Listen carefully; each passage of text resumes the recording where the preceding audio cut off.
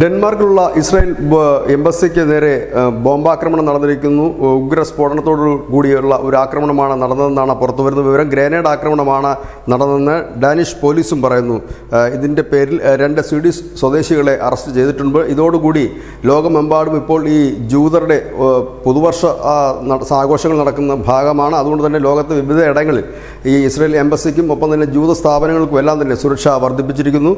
ഇതൊരു പക്ഷേ ഏതെങ്കിലും ഒരു ഭീകര സംഘടനയാണോ ഇതിൻ്റെ പിന്നിൽ എന്നുള്ള കാര്യവും പോലീസ് അന്വേഷിച്ച് വരുന്നുണ്ട്. ഏതായാലും ഇസ്രായേലിന് പുറത്ത് ഇസ്രായേലിൻ്റെ എംബസി ആക്രമിക്കപ്പെടുന്നത് ഇതാദ്യമല്ല, മുൻപ് ആക്രമിക്കപ്പെട്ടിട്ടുണ്ട്. ഇന്ത്യയിലും എംബസിക്ക് സമീപം കാർ ബോംബ് സ്ഫോടനമൊക്കെ നടന്ന് നമുക്ക് മറക്കാതിരിക്കാൻ കഴിയില്ല. ഏതായാലും ഇപ്പോൾ ഏറ്റവും ഒടുവിൽ നൽകുന്ന വിവരം ഈ ഡെൻമാർക്കിലെ ഈ ഇസ്രായേൽ എംബസിക്ക് സ്ഫോടനം ഉണ്ടായിരിക്കുന്നു. ആളപായം ഉണ്ടായതായി വിവരമില്ല. News desk news India Malayalam.